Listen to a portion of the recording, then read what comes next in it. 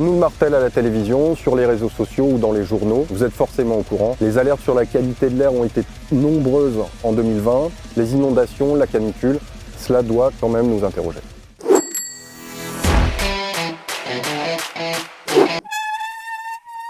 Le problème, c'est qu'aujourd'hui, pour produire cette énergie, nous utilisons des techniques non durables et qui génèrent de nombreuses pollutions. Dans le monde, près de 5% de la production d'énergie provient du nucléaire, 22% du gaz naturel, 27% du charbon et 32% des produits pétroliers. Produire ces énergies pose deux gros inconvénients. Elles ne sont pas renouvelables, donc elles s'épuisent et elles ont des conséquences évidemment négatives sur notre planète, en particulier en émettant beaucoup de gaz à effet de serre.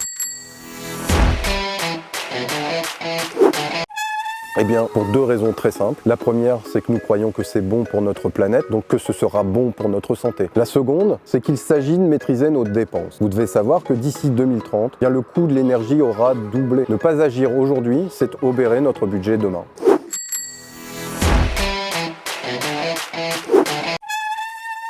Plusieurs de nos quartiers sont déjà aujourd'hui éclairés en utilisant le LED. Donc cette année, ce sera plutôt sur la deuxième partie de la Cité 5 et au centre-ville que l'éclairage public sera renouvelé. L'intensité sera modulée selon l'horaire, partout où ce sera possible, conformément au résultat de la consultation citoyenne qui vous a été proposée en décembre dernier. 84% d'entre nous sont pour la baisse de l'éclairage. Et je souhaite rassurer les 16 autres pourcents, nous ne plongerons pas nos rues dans l'obscurité totale.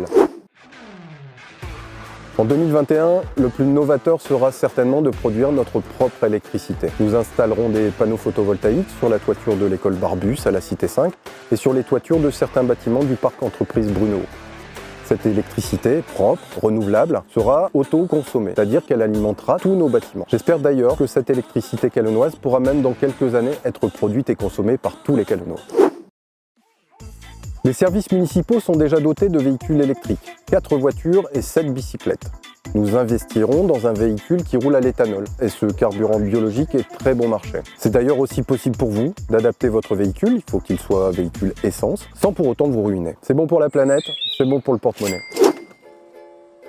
Nous avons aussi débuté un état des lieux énergétique. Il est réalisé par un conseiller énergie partagé de la communauté d'agglomération et il permettra d'établir notre stratégie énergétique. L'objectif est d'atteindre une réduction globale d'au moins 50% par rapport à nos consommations d'aujourd'hui. Et puis, pour la majeure partie d'entre nous, nous discuterons avec les bailleurs sociaux car il n'est plus acceptable de laisser certains d'entre nous vivre dans des logements qui sont en réalité des passoires thermiques, comme ici à l'ouest de la Cité 5. Nous travaillons à trouver des solutions avec le bailleur qui est vraiment très à l'écoute.